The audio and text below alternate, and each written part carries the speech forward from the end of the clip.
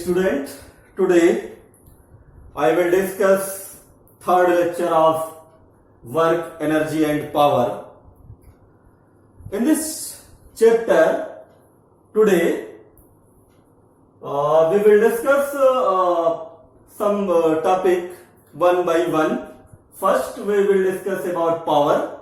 What is the power and how to define the power, and what is the formula of power, and power is a vector or a scalar quantity, and what is the unit of power, what is the unit in CGS system of power, and then we will discuss about potential energy, and next we will discuss gravitational potential energy, and next potential energy of an ideal spring, and next Einstein's mass relation, and then most important the topic, the principle of conservation of energy.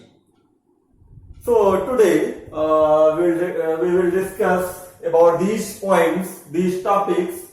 So first we discuss power. What is the power? How to define the power? The power, the rate of doing work by any agent or any machine is called the power.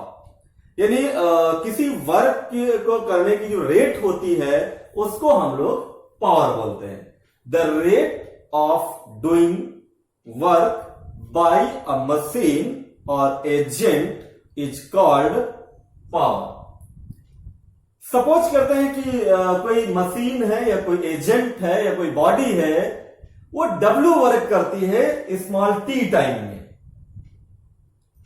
तो power कितनी हो जाएगी? Power denoted by P. So P is equal to W upon T. यानी अगर power को define आपको करना है, डिफिनीशन इसकी लिखनी है, तो हम लिख देंगे the rate of doing work by a machine और agent is called the power and it is denoted by capital P. If a machine और एनी एजेंट और any body works W at a time T, then the power of agent or machine or a body is P is equal to W upon T. Okay? ये power की definition और power का formula आ गया जो है. अब इस किसे हम लोग क्या अगर हम इंस्टेंटेनियस अगर पावर अगर फार्मूला लिखना चाहें, इंस्टेंटेनियस पावर का फार्मूला, तो जो इंस्टेंटेनियस पावर का फार्मूला होता है वो P इक्वल टू क्या होता है? dW upon dt. ठीक है. और यहां पे देखिए जरा, जो P equal to W upon T है, ये जो आपका फार्मूला, इसी फार्मूले से हम लोग कैलकुलेट कर लेंगे यूनिट ऑफ पावर. तो यूनिट ऑफ पावर क्या हो जाएगा? यहां से अगर आप फार्मूले से कैलकुलेट करें यूनिट ऑफ पावर, तो क्या हो जाएगा? यूनिट ऑफ पावर यानी ये जो यूनिट ऑफ पावर यहां से निकाले तो W यानी वर्क है, इसका यूनिट क्या हो जाएगा? जूल. और टाइम का क्या हो जाएगा? Second. So the unit of power is joule पर second. This unit is in MKS system, and also the unit of power is watt, and a big unit of power is also a horsepower. Horsepower यानी जो एक big unit, एक बड़ा unit होता है इस power का, क्या होता है? Horse power. और 1 हॉर्स पावर इक्वल टू क्या होता है? 1 HP. HP means horse power equal to 746. ठीक है, 746 यानी 1 horse power equal to 746 watt. ये इसका जो है बिग यूनिट होता है. तो ये जितने भी यूनिट हमने आपको बताए कौन कौन से?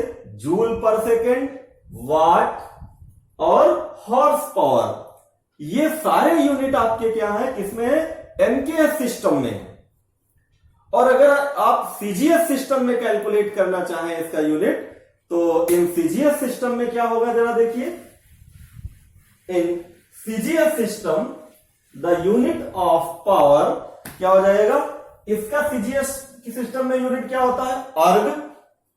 ये हो जाएगा अर्ग, और टी का क्या हो जाएगा? सेकेंड। तो इन सीजीएस सिस्टम में आपका आ जाएगा अर्ग पर सेकेंड। ठीक है, तो ये आपका सीजीएस सिस्टम में यूनिट आ जाएगा। और अगर 1 वाट इक्वल टू लिखे, 1 वाट इक्वल टू होता है 10⁷ अर्ग पर सेकेंड। ठीक है, तो हमने आपको सीजीएस सिस्टम में भी बता दिया और एफपी जो आपका एमकेएस सिस्टम है, तीनों हमने तीन सिस्टम्स में हमने जो आपके पावर का यूनिट, उसकी डिफिनीशन आपको हमने बता दिया जो है। अब देखिए, इस पावर को हम फोर्स के फॉर्म में भी इसको हम डिफाइन कर सकते हैं। देखिए जरा, ये जो W है आपका, ये W इक्वल टू हम लोग क्या करते हैं, लिखते हैं फोर्स इंटू डिस्प्लेसमेंट लिखते हैं। फोर्स इंटू डिस्प्लेसमेंट लिखते हैं। अब यहां पे इस W की अगर आप यहां पे पुट कर दीजिए, तो P इक्वल टू क्या हो जाएगा? इस W की जगह फोर्स इंटू डिस्प्लेसमेंट आप अगर पुट करिए तो यह जाएगा force into displacement upon T। और ये डिस्प्लेसमेंट अपॉन T ये क्या होता है? Velocity. So W equal to F dot V। V is the velocity of a body. यानी इस जो पावर है, सॉरी ये यहां पे P आ जाएगा, ये जो पावर है आपकी, इसको हम फोर्स और वेलोसिटी के फॉर्म में भी हम इसको लिख सकते हैं। फोर्स और वेलोसिटी के फार्मूले के फॉर्म में भी हम इसको पावर को लिख सकते हैं। ठीक, तो ये फार्मूला आपका आ जाएगा। अब देखिए जरा, इस पावर को जरा आप जब इसको डिफाइन किए हैं, तो यहां से देखिए फोर्स आपका क्या है? वेक्टर क्वांटिटी है, और वेलोसिटी आपकी क्या है? Vector quantity. और दो वेक्टर क्वांटिटी का जो डॉट प्रोडक्ट आता है वो क्या होता है? स्केलर होता है। It means the power is a scalar quantity. ठीक है, यानी अगर कहीं पे आपसे ये पूछ दिया जाए कि पावर आपकी वेक्टर क्वांटिटी है या स्केलर क्वांटिटी है, तो क्या है इसका answer? Power is a scalar quantity. ठीक, तो इस तरीके से हमने पावर आपको डिफाइन कर दिया जो है। अब यहां पे पावर जो है नेगेटिव भी हो सकती है, पॉजिटिव भी हो सकती है। पावर जो है वो डिपेंड करेगा किस डायरेक्शन में हम फोर्स अप्लाई कर रहे हैं, उसके अकॉर्डिंग हमारी पावर जो होगी वो नेगेटिव और पॉजिटिव होगी। जैसे हमने वर्क डन के बारे में आपसे बताया था कि negative work done, positive work done और जीरो वर्क डन, जो प्रीवियस लेक्चर वीडियो में हम आपसे बता चुके हैं, डिस्कस कर चुके हैं। तो ये जो हो गया पावर हो गया। नेक्स्ट जो टॉपिक है आपका पोटेंशियल एनर्जी। पोटेंशियल एनर्जी क्या होता है, इसके बारे में डिस्कस कर लेते हैं जरा। पोटेंशियल एनर्जी जो नेक्स्ट टॉपिक है वो है पोटेंशियल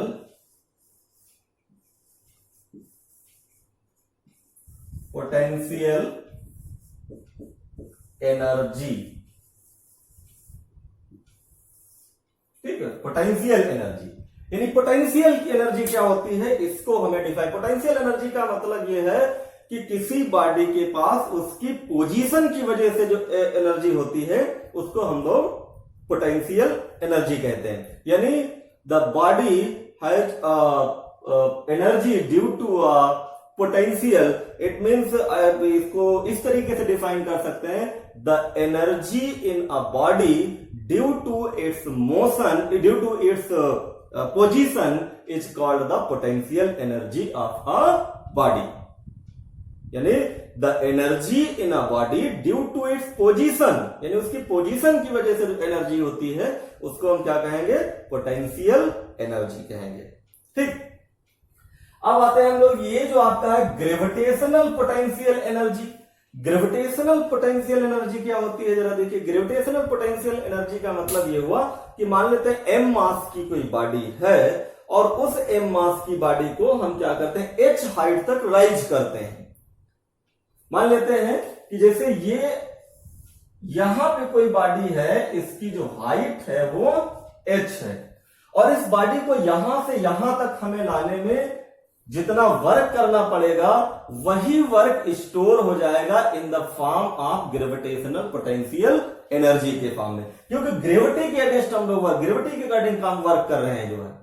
अब यहां से यहां तक ले जाने में हमें वर्क कितना करना पड़ेगा, तो W इक्वल टू क्या हो जाएगा, force into displacement.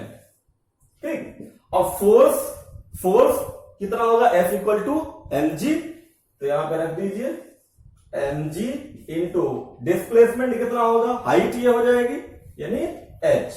So W equal to आ जाएगा mgh और यही जो आपका वर्क डन है वो पोटेंशियल एनर्जी यानी ग्रेविटेशनल पोटेंशियल एनर्जी के फॉर्म में स्टोर हो जाएगी। यानी ये क्या हो जाएगी, U is equal to mgh। This is called the gravitational potential energy. ठीक है, इसको हम लोग ग्रेविटेशनल पोटेंशियल एनर्जी कहते हैं जो, यानी U इक्वल टू mgh। अब जरा नेक्स्ट जो टॉपिक है इसमें देखिएगा, potential energy of an ideal spring. ये थोड़ा अच्छा टॉपिक है, potential energy of an spring. तो इसको जरा हम फार्मूले जरा फिगर इसको डायग्राम बना के आपको समझाते हैं कि ये क्या है आपका पोटेंशियल एनर्जी आपकी जो है ऑफ एन आइडियल स्प्रिंग की। जरा देखिए ये जरा देखिए, यहां से जैसे ये कोई आप ले लीजिए, ये 3 स्टेप में लेके चलिए आप यहां से इस तरीके से, और यहां पे एक आप एम मास का जो ब्लॉक है इसको इस तरीके से यहां पे रख दीजिए, स्ट्रेच करिए, इसमें एफ फोर्स आप अप्लाई करिए और दूसरा फिर इसको स्ट्रेच करके छोड़ दीजिए, तो ये बॉडी फिर आप वहीं पे आ जाएगी। अब देखिए यहां पे जो आप फोर्स अप्लाई करेंगे तो ये क्या करेगा, इसके अपोजिट ये एफ डैश अगर लगाइए, ये तो आपका क्या ये मान लेते हैं डिस्प्लेसमेंट यहां से यहां तक x है और इस साइड में इसमें फोर्स F वर्क कर रहा है।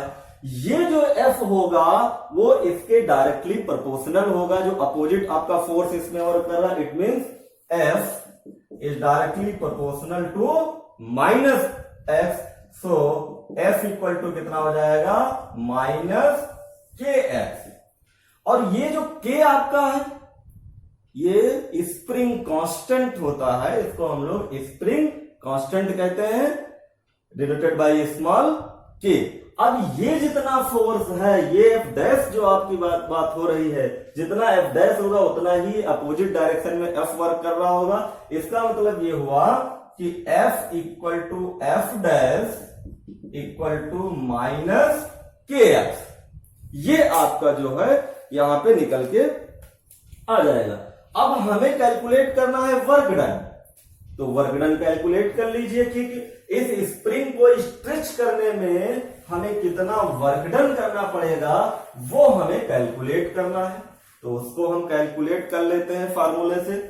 तो जो फार्मूला आपका होता है वर्क डन का वो होता है W इज इक्वल टू क्या आ जाएगा, W equal to integration dW, और dW का मतलब F into D X, small distance अगर हो रही है तो ये हो जाएगा, यानी dW इक्वल टू क्या हो जाएगा, F इंटू डी एक्स। ये जो माइनस साइन केवल डायरेक्शन अपोजिट को शो करता है, तो यहां पे जरा dW की वैल्यू पुट करिए, ये हो जाएगा F dx। इसका हमें इंटीग्रेट करना है, ठीक है, F dx।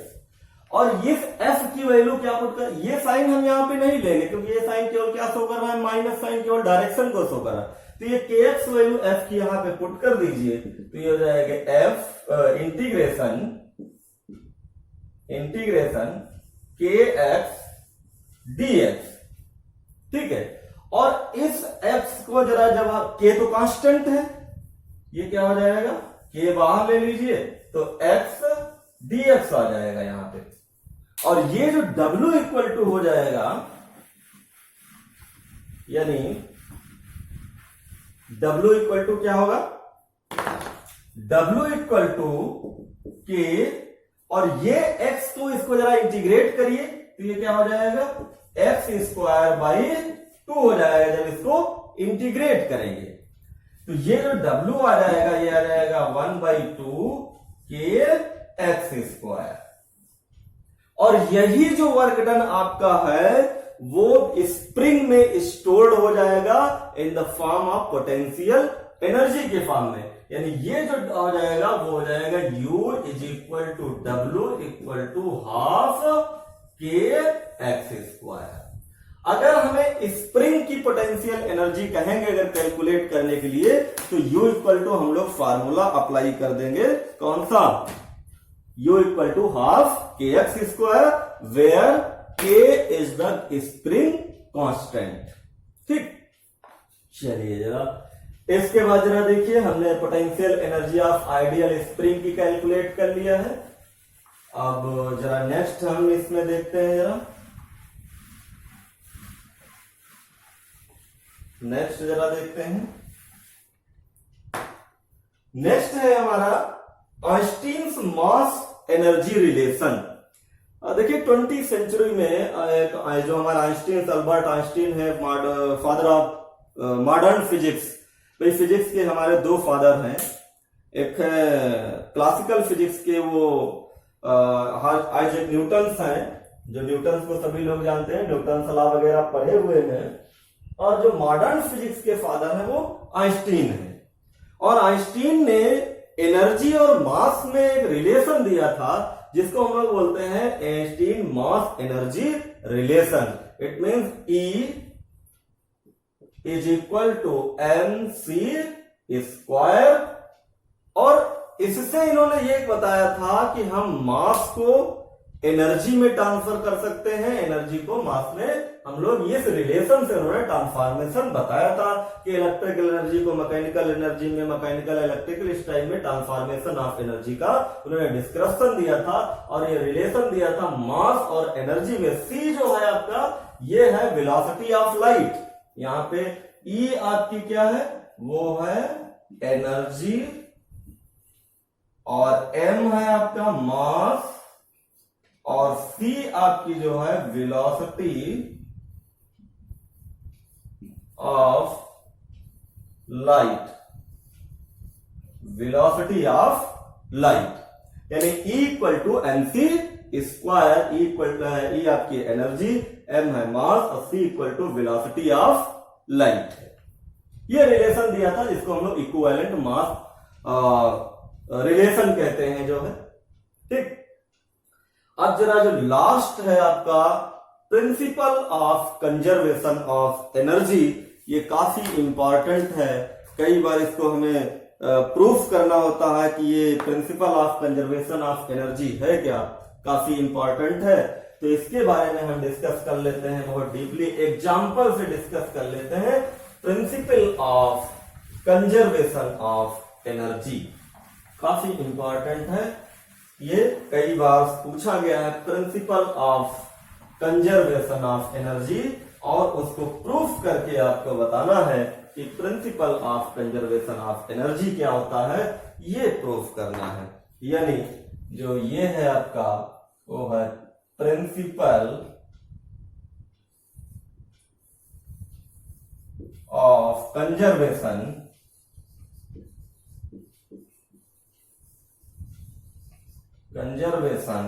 Of energy, principal of conservation of energy. ठीक है, जरा इसके बारे में हम लोग डिस्कस करते हैं। कि principal of conservation of energy है क्या। काफी इंपॉर्टेंट है ये लॉ, पूछा जाता है define the principle of conservation of energy. तो principle of conservation of energy क्या है। Principle of conservation of energy का मतलब ये हुआ कि जो एनर्जी है आपकी वो ना तो हम क्रिएट कर सकते हैं ना डिस्ट्रॉय कर सकते हैं, बस उसको हम वन फॉर्म से अनदर फॉर्म में चेंज कर सकते हैं। इट मीन्स यानी according to the principle of conservation of energy the energy can not be create, can not be destroy but change in one form to the another form. यानी अगर कोई, जैसे अभी हमने आपको पोटेंशियल एनर्जी बताई, kinetic energy बताई, mechanical energy हो या और भी टाइप की सोलर एनर्जी हो, कोई भी है, उस एनर्जी को हम डिस्ट्रॉय नहीं कर सकते या क्रिएट नहीं कर सकते, बस उसको क्या कर सकते हैं, हम चेंज कर सकते हैं वन फॉर्म से अनदर फॉर्म को। और इसको हम जरा आपको प्रूफ करके बता रहे हैं एग्जांपल से। मान लेते हैं ये जो हाइट है, कोई ऐसी कोई बॉल है जिसका मास जो है वो m है, और इस m मास की जो बॉल है यहां पे है, रखी हुई है, a पॉइंट पे रखी हुई है, और ये b पॉइंट है, और ये अर्थ है यानी c पॉइंट है। ये जो a पॉइंट है, ये जो बॉल है, यहां से अगर हम इसको फ्रीली फॉल करें तो ये क्या करेगी, बी पॉइंट पे आएगी, बी से सी पे आएगी।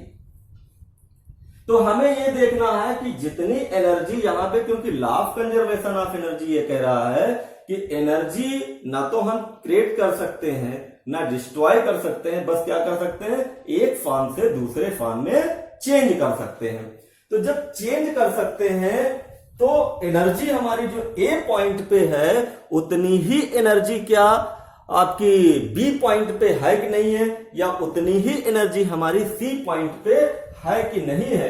ये सारी चीजें हमें यहां पे आपसे डिस्कस करना है। यानी जितनी एनर्जी ए पॉइंट पे होनी चाहिए इस बॉडी के पास, उतनी एनर्जी बी पॉइंट पे होनी चाहिए, उतनी ही एनर्जी सी पॉइंट पे होनी चाहिए। यानी एनर्जी डिस्ट्रॉय नहीं होनी चाहिए, बस क्या होना चाहिए, कन्वर्ट भले हो जाए, एक फॉर्म से दूसरे फॉर्म में भले ही कन्वर्ट हो जाए, लेकिन डिस्ट्रॉय नहीं होनी चाहिए एनर्जी जो है ना। क्रिएट अलग से कर सकते हैं कि इसमें कोई अलग से क्रिएट करके डाल दें एनर्जी। कहने का मेन हमारा मकसद ये है कि जितनी एनर्जी ए पे होगी उतनी ही बी पे होगी, उतनी ही सी पे होगी। इसे हमें प्रूफ करना है। तो यहां पे थोड़ी सी थ्योरी लिख देंगे। Let mass of a body placed at point A, then the potential energy at point A and kinetic energy at point A and then total energy at point A। तो यहां पे देखिए at A पे जरा, इस पे जरा देखिए, तो यहां पे जब ये बॉडी होगी तो रेस्ट में होगी, इसकी पोजीशन की वजह से होगी। तो यहां पे इसकी जो एनर्जी होगी वो क्या होगी, काइनेटिक तो जीरो होगी क्योंकि रेस्ट में है, पोटेंशियल होगी एनर्जी। तो पहले हम काइनेटिक एनर्जी यहां पे लिख लेते हैं। Kinetic energy equal to zero हो जाएगी, यानी एट पॉइंट ए पे, और potential energy at point A equal to कितनी हो जाएगी, एम जी एच। ठीक है। So the total energy, so the total energy equal to कितनी हो जाएगी, kinetic plus potential, kinetic plus potential. और काइनेटिक कितनी है हमारे पास, वो है जीरो, और पोटेंशियल कितनी है, एम जी एच। तो टोटल एनर्जी कितनी आ गई, एम जी एच आ गई। यानी एट पॉइंट ए पे जो एनर्जी आपकी है वो कितनी है, एम जी एच है। ठीक, ये तो फर्स्ट हो गया आपका। अब at point B, second, at point B, यानी बी पे देखिए जरा, जब ये बॉडी यहां से फॉल डाउन करेगी तो यहां पे तो जरूर ही आएगी। अब हमें बी पॉइंट पे इसकी एनर्जी कैलकुलेट करना है कितनी होगी, लेकिन इस बी पॉइंट पे हम पहले इसकी वेलोसिटी कैलकुलेट कर लेते हैं कितनी होगी। तो मान लेते हैं कि ये जो डिस्टेंस है वो x है, यहां से यहां तक जो डिस्टेंस है वो x है, और ये जो डिस्टेंस हमारी आएगी वो कितनी हो जाएगी h माइनस x, क्योंकि टोटल हमारी कितनी है हाइट h है, इतनी हाइट x हमने लिया तो इतनी क्या हो जाएगी h माइनस x हो जाएगा।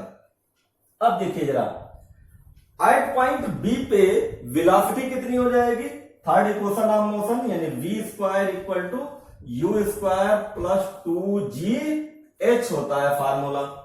अब यहां पे h की जगह पे कितना हो जाएगा x हो जाएगा, और ये क्या हो जाएगी 0, और इसकी जगह पे कितना हो जाएगा x, तो v स्क्वायर इक्वल टू क्या हो जाएगा 0 plus 2gx, so v square equal to कितना आ जाएगा 2gx। ये तो आ गई वेलोसिटी एट पॉइंट बी पे। अब जरा काइनेटिक एनर्जी निकाल लीजिए।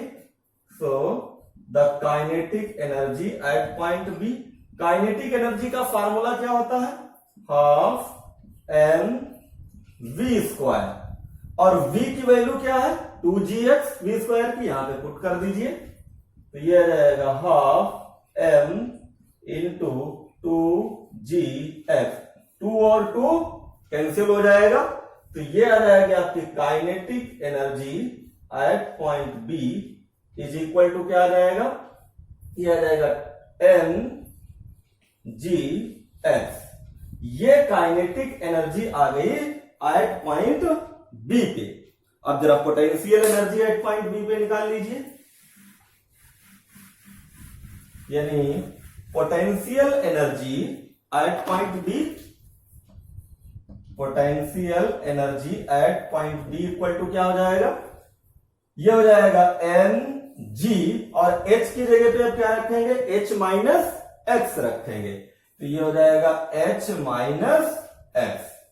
So the total energy at point B, total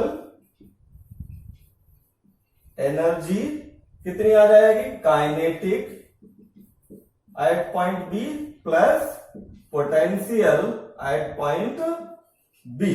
जरा वैल्यू पुट करिए, काइनेटिक कितनी आई थी mgx, पुट कर दीजिए mgx प्लस, और काइनेटिक पोटेंशियल कितनी है mgh माइनस x, तो ये हो जाएगा आपका mgx प्लस, इसको जरा अंदर मल्टीप्लाई कर लीजिए mgh माइनस mgx, ये और ये कैंसिल हो जाएगा, तो टोटल एनर्जी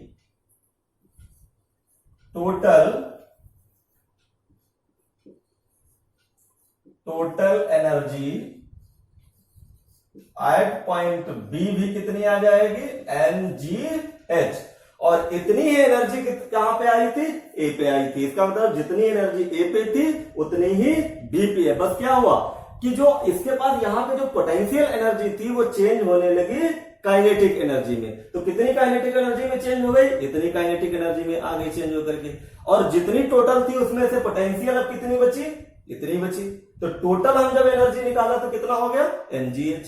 ठीक, यानी ए पॉइंट पर भी आपकी एनर्जी कितनी है mgh, बी पॉइंट पे भी एनर्जी आपकी कितनी आ गई mgh।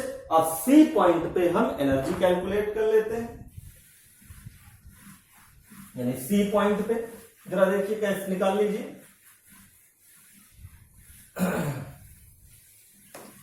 सी पॉइंट पे एनर्जी जरा कैलकुलेट करिए, यानी third at point C, C point पे जरा कैलकुलेट करिए जरा। अब सी पॉइंट पे इसकी वेलोसिटी कितनी होगी वो हमें कैलकुलेट करना होगा पहले सी पॉइंट पे, तो फिर third equation of motion apply करिए, v square equal to u square plus 2gh। अब यहां पे u तो 0 है, तो ये क्या हो जाएगा v square equal to 2gh। अब kinetic energy at point C, ये क्या हो जाएगा हाफ एम वी स्क्वायर, और v स्क्वायर की वैल्यू क्या है 2gh, तो m इंटू 2 NGH, 2 और 2 कैंसिल हो जाएगा तो NGH, यानी kinetic energy at point C equal to क्या हो जाएगा, NGH हो जाएगा। अब जब काइनेटिक एनर्जी आपके पास आ गई तो जो निकल के आ गई काइनेटिक एनर्जी, तो अब हम क्या करेंगे, potential energy at point C पे निकाल लेंगे। यानी potential energy at point C क्या आएगी, 0 आएगी, क्योंकि यहां पे हाइट क्या हो जाएगी, 0, H की वैल्यू 0 हो जाएगी। यानी अगर आप कैलकुलेट करना चाहें, यानी mg इंटू 0 क्या हो गई, 0, तो टोटल एनर्जी कितनी आ जाएगी, यानी total energy at point C equal to क्या हो जाएगा, kinetic at point C plus potential at point C. तो kinetic energy at point C पे कितनी आई है, NGH,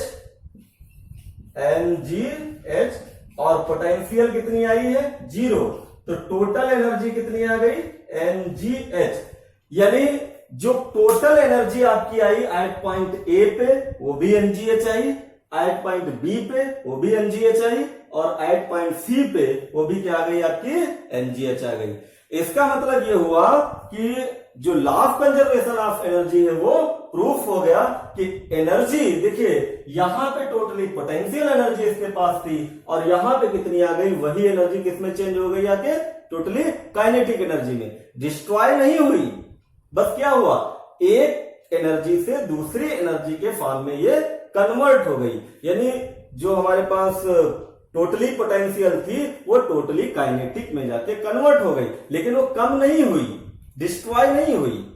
so the principle of conservation of energy proof हो गया, यानी law of conservation of energy यही कहता है कि the energy can not be destroy, can not be create, but change in one form to the another form. ठीक, तो मेरे हिसाब से जितना भी हमने आपको बताया है, जितना भी समझाया है, सारे टॉपिक्स आपके समझ में आ गए होंगे इस थर्ड लेक्चर में।